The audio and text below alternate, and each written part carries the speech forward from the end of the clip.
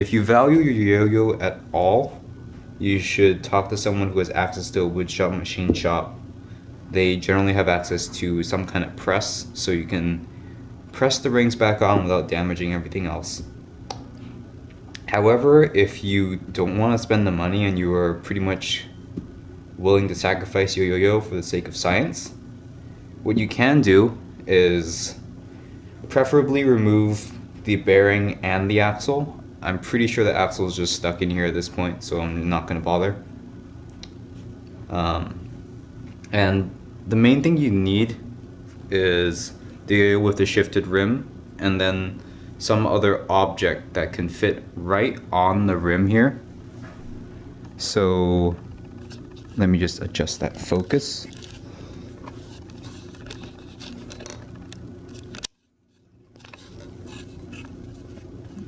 Awkward angles. Okay, so what you need is something that can fit on the rim here, so it's only touching the rim. And then you need to be able to apply force to this side, the cup side, while the rim is held in place. And that should, in theory, get the rim to fit back on. Fortunately, with the Matcha, the other yo-yo half is a perfect fit for here. So the outer edge just perfectly fits in. And so what next step you would need to do with this this sort of percussive maintenance is a towel, so you don't damage the floor beneath you. Basically just place the yo-yo and whatever else is underneath on the towel, and then you can get to hammering.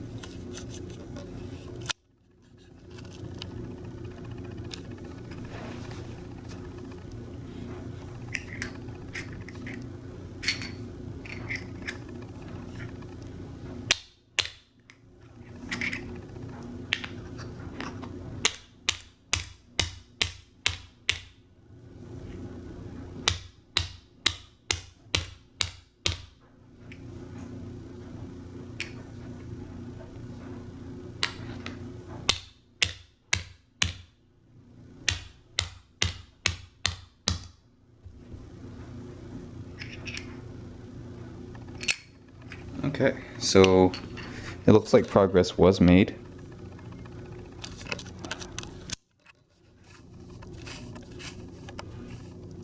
There is still kind of a gap, but as you can see on the other side, there is a gap between the stainless steel and the aluminum because of the way the ring fits in. So at this point, you could either continue trying to fit it in perfectly, or you could put it back together and just give it a shot and see if it works. I'm going to sand the rims to make it look a little bit nicer. Obviously it's not going to get rid of the really deep dings unless you sand really hard. But I'm going to make it a little bit more comfortable to catch and at least not have any of the asphalt marks on it at least. So what I'm going to do here is I have some wet dry sandpaper. This stuff is really great. 180 grit is fairly rough as far as surface refinishing goes. This will take off a bunch of stuff. I would not recommend it unless you have some really deep dings. Now, normally what I would use is something around 400 grit. What I have here is 320 grit. 320 grit usually takes off a good part of the roughness, and it'll smooth down some of the ugly marks that you could see from a ding. If you want to take it even further, there's 400 grit, and you can easily find 600 grit in most hardware stores as well. I'm just going to skip this step because it's just going to be rough anyway. All of this will pretty much result in a finish fairly similar to the blasted or any sort of generic matte finish that you'll get on a yo-yo. And what I'm really just going to do is run this over running water with the sandpaper and pretty much just scrub off all of the asphalt that got caked on here. Obviously when you do this, you do want to disassemble a yo-yo and take the bearing off at least, especially if you're using it under running water, because water will cause bearings to rust. And the worst part of that is that if you're sanding and you have any sort of liquid, that could get the particulate into the bearing, and that would really suck, because then that means you got to clean the bearing out.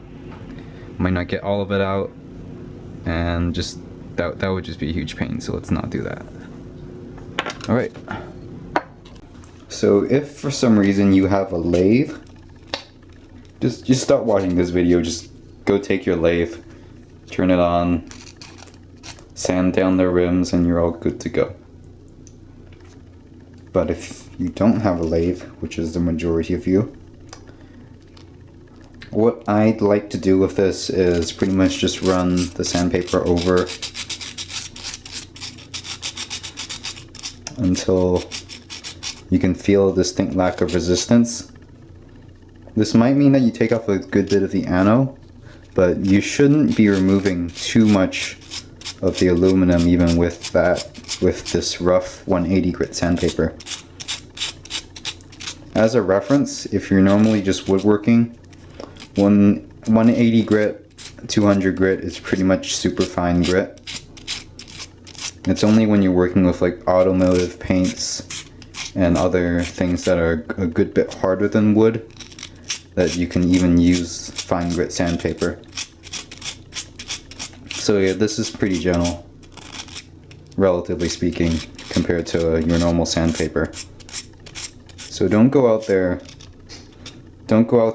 by grabbing a bunch of random sandpaper from your garage and start sanding your yo-yos, because that is going to remove a decent amount of material, and that's also gonna result in much sadness if you continue with this sanding.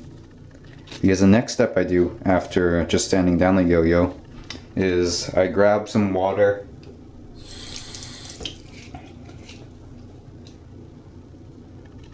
and continue wet sanding. Wet sanding has the advantage of removing any particulates from the surface of the whatever you're sanding, so it gets it a little bit cleaner. It's normally used with fine grit sandpaper like this. As you can see, some of the sandpaper might also be coming off because aluminum is fairly hard. What am I saying? I have no idea the relative hardness of these materials, and I can check later, but yeah, once you can see that particulate coming off, and normally if you're just using dry sandpaper, that can just clog up sandpaper, so it gets less effective. With wet dry sandpaper, you can sand it wet, so you can get all of that stuff off with maximum efficiency. Your sandpaper may still wear down, but you can use it for a surprisingly long time compared to normal sandpaper. If you try using wet sanding methods with normal sandpaper, you will just get sand granules flying everywhere, because normal sandpaper uses water-based adhesive, which means the second you put it in water, it's going to start to dissolve and you're just going to get sand everywhere, which is not cool. Alright, so this half looks pretty much good. Yeah, you can definitely still see that there's dings and marks here, but I'm not going to bother removing those because they're really way too deep for you to even feel unless you're looking for them. The main goal, which was to get all of the asphalt marks off, is pretty successful, and I'll just go through and sand down the other one as well. After that, I'll do a run through with 400 grit sandpaper, which will just move it down a little bit more, but from the feel of the surface right now, I might not even need to do that. Okay, so between last clip and now, I went ahead and googled what dry sandpaper was made of, and I remembered correctly, it was silicon carbide. Very important. Silicon in this case is the actual mineral instead of silicone rubber, which we use on our response pads. But silicon carbide has a Mohs hardness of somewhere around 9.5. So that is not what's coming off. However, the epoxy, the adhesive that's gluing all those silicon carbide particles on the paper, that's coming off. So that's just a random little tidbit. So I went through and dried these halves. You want to make sure that they're completely dry before you reassemble, because otherwise water can get trapped in, especially in the groove near the bearing seat, and that again is very bad. You do want to make sure you clean everything off because you don't want particulates in there. But after you've done that, you can go ahead and reassemble. Now I'm just gonna grab my string.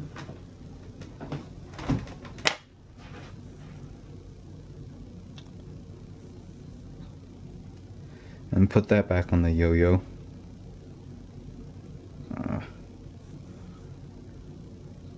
It was not this hard getting it on when I was playtesting all of these.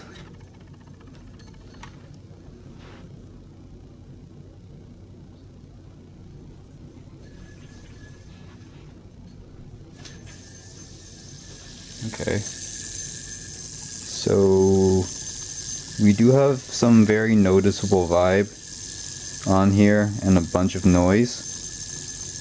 However, as you'll notice, it's not making the crazy wobble vibe that it was before the ring shifted. And as you'll remember, the crazy ring shift was only after I started throwing it about 5 feet down with added force. When I was dinging it for the first minute or so, random dings, larger drops, 1 foot drops, the yo-yo was completely fine.